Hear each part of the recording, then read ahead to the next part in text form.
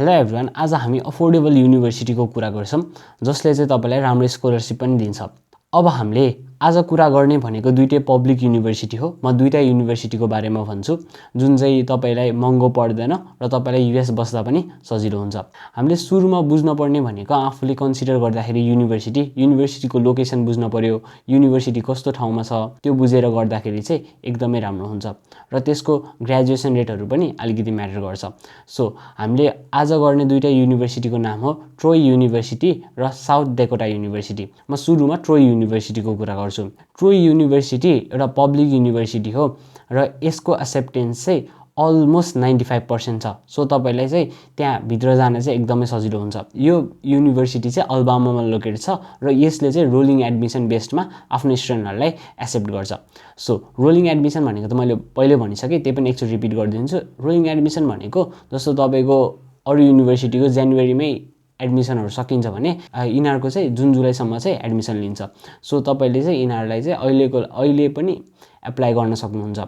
So हामीले सुरुमा बुझ्न पर्ने के हो भन्दाखेरि यो युनिभर्सिटीको सेट रेन्ज। यो युनिभर्सिटीको सेट रेन्ज भनेको 950 देखि 1100 सम्म छ। सो तपाईले 950 कटाउनु भएछ भने चाहिँ तपाईलाई चाहिँ एक्सेप्ट हुन चाहिँ गाह्रो हुँदैन। अनि हामीले अर्को कुरा के बुझ्न पर्यो भन्दाखेरि यो युनिभर्सिटीको ग्रेजुएसन रेट हो। यो युनिभर्सिटीको ग्रेजुएसन रेट चाहिँ 25 to 35% भित्रमा चाहिँ छ है यसको ग्रेजुएसन। अब हामीले के बुझ्न पर्यो भन्दाखेरि यो युनिभर्सिटीको एप्लिकेसन फी। यो युनिभर्सिटीको एप्लिकेसन फी चाहिँ $30 छ र एउटा कुरा चाहिँ तपाईले के बुझ्न पर्यो भन्दाखेरि ट्रोय युनिभर्सिटी चाहिँ तपाईले कमन एपबाट एप्लाई गर्न मिल्दैन। तपाईले चाहिँ के गर्नु पर्यो भन्दाखेरि त्यसै युनिभर्सिटीको वेबसाइटबाट चाहिँ एप्लाई गर्नु पर्यो। अब यसपछि यो युनिभर्सिटीको स्कलरशिपको कुरा गरौँ। यो युनिभर्सिटी चाहिँ पब्लिक युनिभर्सिटी भएर यसको ट्युसन चाहिँ त्यस्तो हेभी छैन, जुन चाहिँ $22,000 छ र तपाईलाई स्कलरशिप पछि अझै कम हुन्छ। यो युनिभर्सिटीले चाहिँ आउट अफ स्टेट वेभर दिन्छ, जुनको मतलब तपाईले चाहिँ इन स्टेट ट्युसन चाहिँ तिर्नुपर्छ। जस्तो त्यहाँको चाहिँ आउट अफ स्टेट चाहिँ 22,000 जति छ र इन स्टेट चाहिँ 9,000 जति छ। सो तपाईले स्कलरशिप चाहिँ त्यही $10,000 to $12,000 चाहिँ पाउनुहुन्छ। हजुरको COA चाहिँ अलमोस्ट $32,000 चाहिँ हुन्छ। सो तपाईको यो युनिभर्सिटीले चाहिँ क्राइटेरिया त्यस्तो ठुलो खोज्दैन स्कलरशिपको लागि। हजुरले 3 GPA चाहिँ कटाउनु पर्छ, जुन चाहिँ त्यो क्वालिफाई गर्नलाई हो।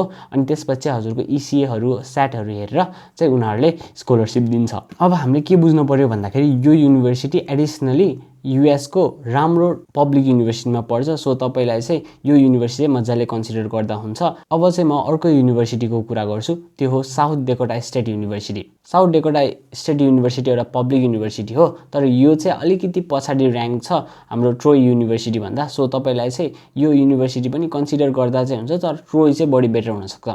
यो युनिभर्सिटीको चाहिँ क्राइटेरियाहरु डिफरेन्ट छ। जस्तो यो युनिभर्सिटीको एक्सेप्टेन्स रेट चाहिँ अलमोस्ट 80 को रेन्जमा छ। अब यसपछि कुरा बुझ्न पर्ने भनेको युनिभर्सिटीको सेट रेन्जको हो। यो युनिभर्सिटीको सेट रेन्ज चाहिँ 1020 देखि 1140 सम्म छ। सो तपाईले चाहिँ यो बीचमा वा यो भन्दा बढी ल्याउनु भएछ भने चाहिँ तपाई चाहिँ इजिली एक्सेप्ट हुनुहुन्छ। अब यो युनिभर्सिटी चाहिँ एउटा पब्लिक युनिभर्सिटी भएकाले यो युनिभर्सिटी अलिकति ठुलो छ र तपाईलाई अन क्याम्पस इम्प्लोइमेन्ट पनि पाउन सजिलै हुन्छ। अब यसपछि अर्को कुरा गरौँ हामीले ग्रेजुएसन रेटको। ग्रेजुएसन रेट चाहिँ यो युनिभर्सिटीमा चाहिँ ट्रोय युनिभर्सिटी भन्दा अलिकति बढी छ, त्यो हो 42%। सो तपाईले यो युनिभर्सिटी पनि कन्सिडर गर्न सक्नुहुन्छ।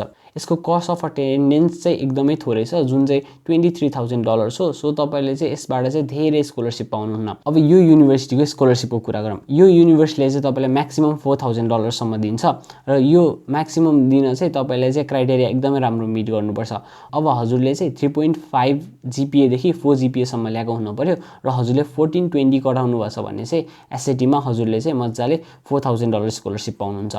व्हेरेज अब तपाईको चाहिँ 1420 कटेन भने चाहिँ हजुरले त्यही 3000 3500 यस्तै स्कलरशिप पाउनुहुन्छ, जुन चाहिँ यसको चाहिँ अलिकति डिफर गर्छ, जुन चाहिँ म तपाईलाई डिस्क्रिप्सनमा पनि हाल्दिन्छु। त्यसबाट पनि तपाईले स्कलरशिपहरु मज्जाले चेक गर्न सक्नुहुन्छ। अब यसपछि अर्को कुरा गरौँ यो युनिभर्सिटीको एप्लिकेसन फीको।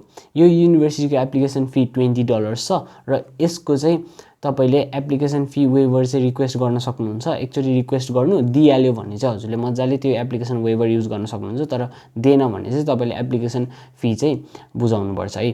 अब यसपछि यसको बुझ्नुपर्ने भनेको डेडलाइन भनेको जुन 15 छ, जुन चाहिँ अहिले आएको छैन। सो तपाईँले अझै पनि यो युनिभर्सिटीमा मजाले एप्लाई गर्न सक्नुहुन्छ र यो युनिभर्सिटीलाई चाहिँ आफ्नो युएसको जर्नीसँग कनेक्ट गर्न सक्नुहुन्छ। ल आजको लागि चाहिँ यति दुईटा युनिभर्सिटीको कुरा गरेँ। दुईटै पब्लिक युनिभर्सिटी हो र दुईटै युनिभर्सिटी कन्सिडरेबल छ इफ तपाईँलाई सेफ्टी कलेजमा राख्न छ भने। I should fuck her in the